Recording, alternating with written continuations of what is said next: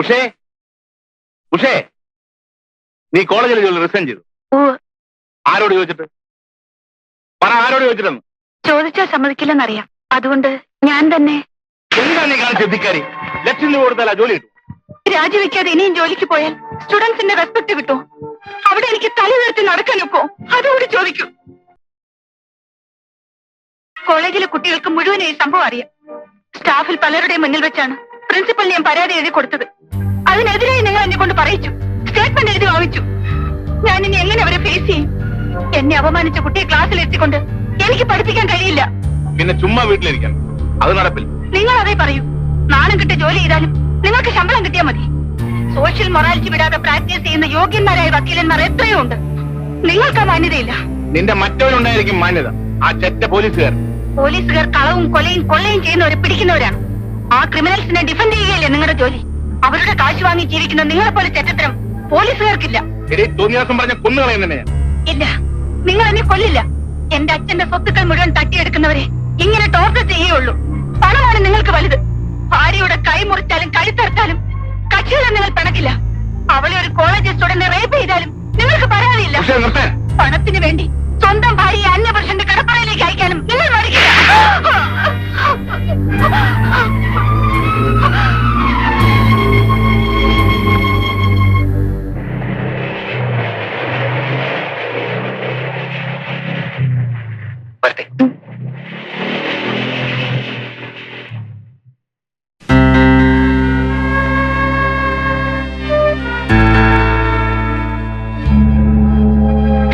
ജ്യോതി, ഈ പയ്യനുമായുള്ള നിന്റെ കൂട്ടുകെട്ട് എനിക്ക് ഇഷ്ടമല്ല. എന്താ ബെന്നിക്ക് കുഴപ്പം? ഇതുപോലെ ബൈക്കിൽ കൊണ്ടു നടന്ന അവനെ ഉണ്ണ നമ്പൂതിരെ ചീത്തയാക്കിയത്. പാലക്കാട്ട് പഠിക്കാൻ പോയി, ഒരുമിച്ച് ഹോസ്റ്റലിൽ താമസിച്ചു. ഒടുവിൽ പെട്ടപ്പോൾ കൂട്ടുകാരനെ കുരുതി കൊടുത്തിട്ട് ഇവൻ മാത്രം രക്ഷപ്പെട്ടു. അപ്പന്റെ പണത്തിന്റെ ഊക്കുണ്ട്. ബെന്നിക്ക് ഇപ്പൊ പോളിറ്റിക്സ് ഇല്ല, വിട്ടു. പോളിറ്റിക്സ് അല്ല ഞാൻ പറഞ്ഞു വന്നത്. പ്രായം തികഞ്ഞ പെണ്ണാണ് നീ. വല്ലതും സംഭവിച്ചാൽ ഞാൻ സഹിച്ചോളാം. എടീ, അതിനല്ല നിന്നെ ഞാൻ ഇവിടെ കൊണ്ടുവന്ന് താമസിപ്പിച്ചത്, പഠിപ്പിക്കുന്നത്.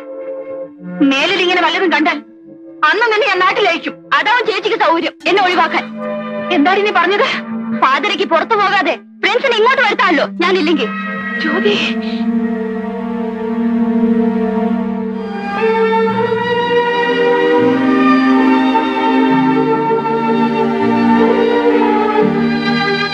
കഴിഞ്ഞവണ ഞാൻ നിനക്കന്ന കാശൂടെ വെച്ചിട്ട് പോയില്ലേ?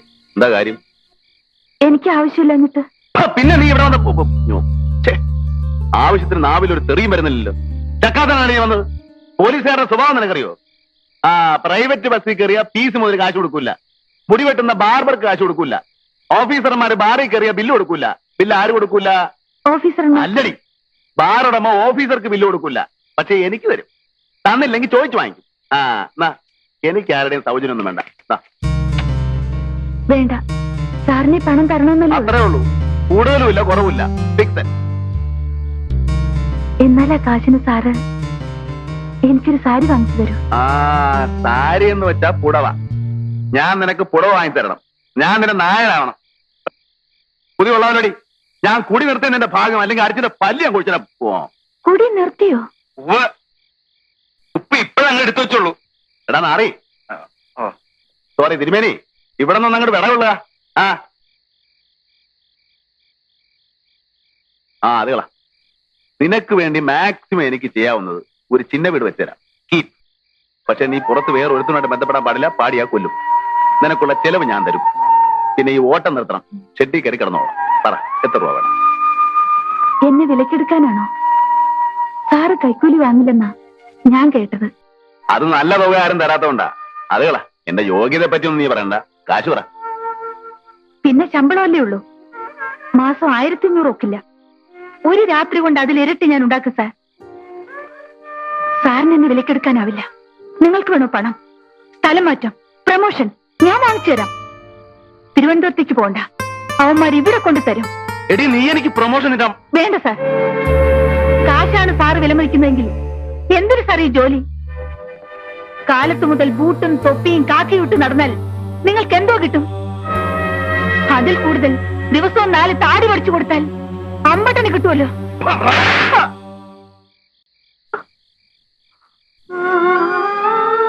അടിച്ചോളൂ. എന്ത് നിർത്തിക്കളഞ്ഞത്? ശരീരം ലാളിക്കുന്നതാ ചിലർക്കിഷ്ടം. തലോടാനാണ് പലർക്കും കൊതി. പക്ഷെ അവരുള്ള എനിക്കറിയാം, കാര്യം കഴിയുന്നവരേ ഉള്ളൂ. സാറെന്നെ അടിക്കുമ്പോഴും മനസ്സിൽ വെറുപ്പ് കാണില്ല. അതാണ് എനിക്കിഷ്ടം. എന്ന് വെച്ചാൽ നിനക്കെന്നോട് റൊമാൻസ് തോന്നുന്നുണ്ടല്ലേ? ഒരുത്തി പ്രേമിച്ച് മുടിച്ചതാണെന്നെ. അതിന്റെ ഹാങ് ഓവർ പോകാനാണ് നിന്നോട് വരാൻ പറഞ്ഞത്. നിനക്ക് മറ്റുള്ള സൂക്കേട് തുടങ്ങിയാൽ ചവിട്ടി ഞാൻ പുറത്താക്കും. എനിക്കാരോടും റൊമാൻസും പ്രേമവും ഒന്നുമില്ല. സാറ് പറഞ്ഞ പോലെ പലർക്കും ശരീരം വിറ്റ് നടക്കുന്നവളല്ലേ. എങ്ങനെ ഉണ്ടാവും? ഒരാളെ മാത്രം മനസ്സിൽ ധ്യാനിക്കാൻ, അതേ ആളിന്റെ സ്വന്തം അവൻ മോഹിക്കാനേ പറ്റും. നടക്കില്ല സാർ. ഇല്ല സാർ, സാറിനെ ഞാൻ ഒരിക്കലും പ്രേമിക്കില്ല. ഉറപ്പാണല്ലോ? പറയട്ടെ, അതിനു മുമ്പേ പ്ലാനൊന്നും എനിക്ക് കേൾക്കണ്ട. സമയം പറ. എപ്പോഴാ എന്നെ ഇവിടുന്ന് പുറത്തു കാണിക്കുക? അതല്ലേ പറഞ്ഞു വന്നത്. നമ്മൾ ഉദ്ദേശിച്ച കപ്പ വരാൻ ഇനിയും 1-2 ആഴ്ച കൂടി കഴിയും. ഇവിടുന്ന് പുറത്തിറങ്ങിയാൽ അതൊരു താമസിക്കാൻ ഒരു ഇടം വേണം. ഒന്നും ശരിപ്പെട്ടില്ല. അതുകൊണ്ട് ഇവിടെ തന്നെ. എന്താ ഇത്? എന്നോട് ചോദിച്ചിട്ട് എന്താ കാര്യം? ഞാൻ ശ്രമിക്കാഞ്ഞിട്ടല്ല, ഒത്തു കിട്ടണ്ടേ? അവസാനം ഞാൻ ആലോചിച്ചൊരു സ്ഥലം കണ്ടുവച്ചിട്ടുണ്ട്. ശരിയായാൽ ഇന്നോ അല്ലെങ്കിൽ നാളെ.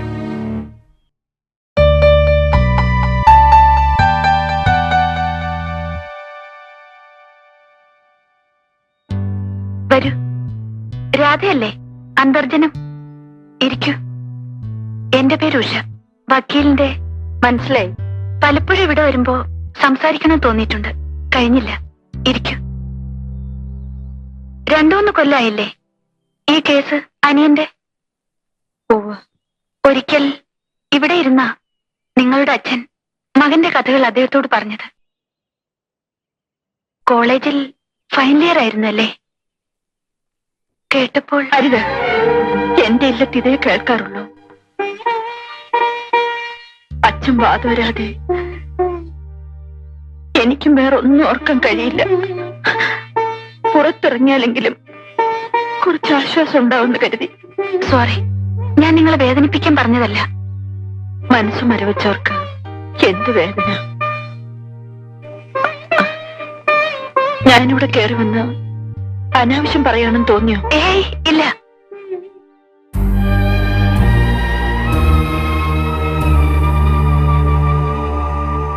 കോളേജിലെ ജോലി മതിയാക്കി വീട്ടിലിരിക്കുക.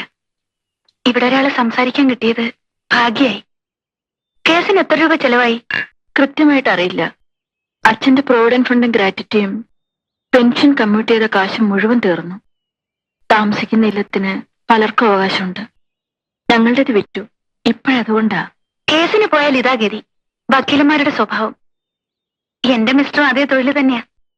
എന്നാലും ഏത് കേസും ജയിക്കുമെന്നേ അവര് പറയൂ.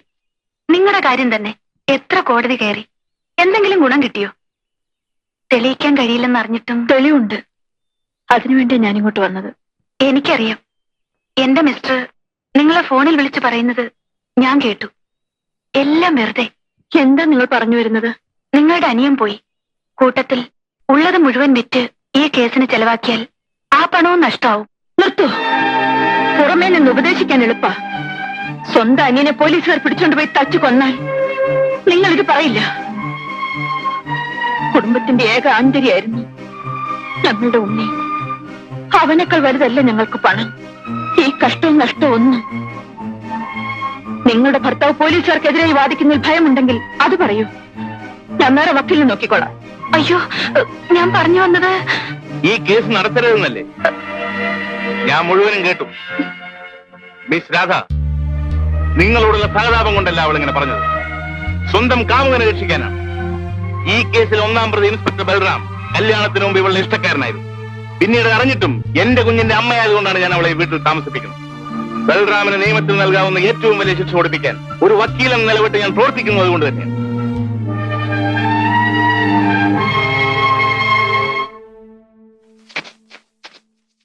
നിങ്ങളുടെ അനിയനെ ചോദ്യം ചെയ്യുമ്പോൾ പോലീസുകാർ തന്നെ ടേപ്പിൽ റെക്കോർഡ് ചെയ്തിരുന്നു. ക്യാമ്പിൽ വെച്ച് ഫോട്ടോ എടുത്തിരുന്നു, IG-ക്ക് അയച്ചു കൊടുക്കാൻ വേണ്ടി. ഉണ്ണികൃഷ്ണൻ കൊല്ലപ്പെട്ടപ്പോൾ പോലീസുകാർ പരിഭ്രമിച്ചു. പിന്നെ ശവം മറയ്ക്കാൻ അവർ ഓടി നടന്നു. ഈ സമയം ക്യാമ്പിലെ മറ്റ് പ്രതികളെ അവർ ശ്രദ്ധിച്ചില്ല. ഈ തക്കത്തിൽ അവിടെ ഓടി രക്ഷപ്പെട്ടവനാണ് ഞാൻ പറഞ്ഞ പുള്ളി.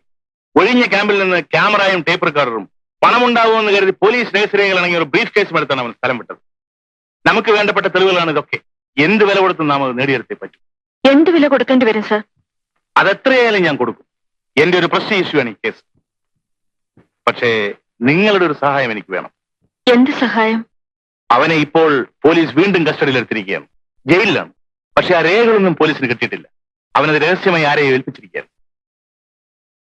ജയിലിൽ നിന്ന് അവനെ പുറത്തു ചാടിച്ച് എവിടെയെങ്കിലും ഒളിപ്പിച്ച് താമസിപ്പിക്കും.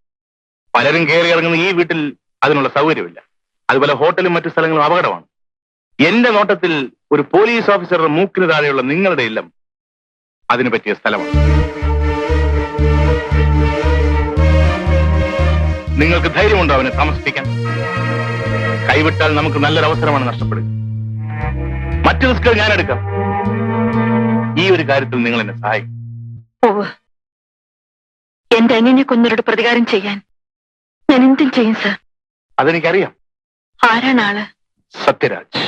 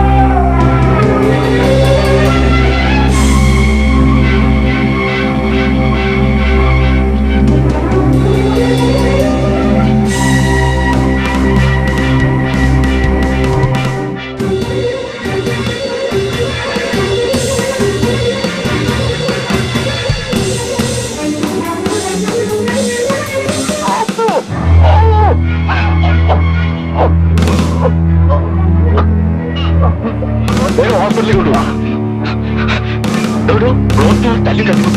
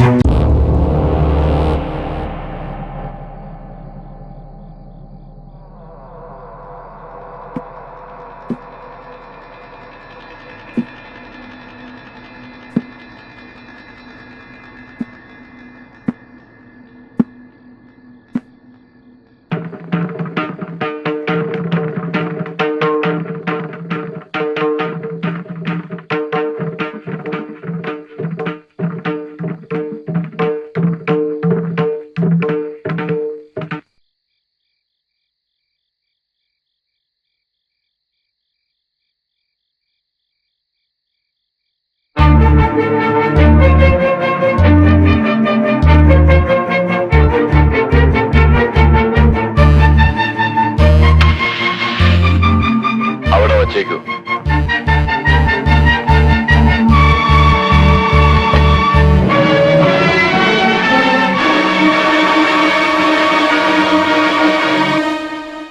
രാത്രി പൂട്ടിയിട്ടിരുന്ന സെല്ല് തുറന്ന് നിങ്ങൾ ഇതിനകത്ത് കയറിയത് പ്രതിയോടൊപ്പം കള്ളുകുടിക്കാനായിരുന്നില്ലേ? ഞാൻ കുടിച്ചില്ല സർ. നിങ്ങളെ കൊണ്ടവൻ കുടിപ്പിച്ചു. ആസ്പത്രി റിപ്പോർട്ടിൽ ബോധം കെട്ട നിലയിൽ നിങ്ങൾ അവിടെ എത്തുമ്പോ നിങ്ങളുടെ വയറ്റിൽ മയക്കുമരുന്ന് കടന്ന വിസ്കി ഉണ്ടായിരുന്നു. ഒരു പ്രതിയെ കഷ്ടപ്പെട്ട് പിടിച്ചേൽപ്പിച്ചാൽ നിങ്ങൾ അവന് കള്ളും കഞ്ചാവും കൊടുത്ത് സൽക്കരിക്കും. കുറ്റവാളിയുടെ ചൊൽപ്പടിക്ക് നിൽക്കുന്ന നാണംകെട്ട പീറ പട്ടികളും. Mister Balram, stop your absurd abusing. ഞങ്ങളെ തെറി പറയാൻ നിങ്ങൾക്ക് കഴിയാം സർ? അയ്യോ, ഞാൻ സാറിനെയല്ല, ഈ കമ്പനികളോടാ പറഞ്ഞത്. വാഴപ്പിണ്ടി പോലെ ഇവന്മാര് വളഞ്ഞു കൊടുത്തുകൊണ്ടല്ലേ അവൻ ചാടിപ്പോയത്. നമുക്ക് ഇവന്മാരെ മാറ്റി കുറച്ചുകൂടെ കൂറുള്ള ജാതികളെ വെക്കണം. പതിവായിട്ട് ഇവിടെ സത്യരാജനെ കാണാൻ വരാറുള്ള വിസിറ്റേഴ്സ് ആരൊക്കെയാണ്? അയാളുടെ വക്കീൽ അഡ്വക്കേറ്റ് ജയചന്ദ്രൻ വരാറുണ്ട്.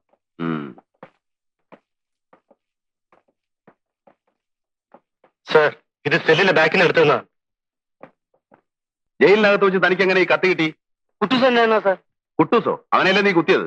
അതെ, ഇന്നലെ രാത്രി കമ്പീന്റെ മേലെ 3 പ്രാവശ്യം മുട്ടുന്ന കേട്ട കുത്തിക്കോളാൻ പറഞ്ഞു. അവൻ സമ്മതിച്ചിട്ടാ കുത്തി. വെറുതെ എങ്ങനെ ഒരാളെ കുത്തുകയെ? വെറുതെ അല്ല, രണ്ടാം കൂടി 500 രൂപ തരാന്നുണ്ട്. ആര് പറഞ്ഞു? ഈ നിൽക്കുന്ന സൂപ്പർ സാർ.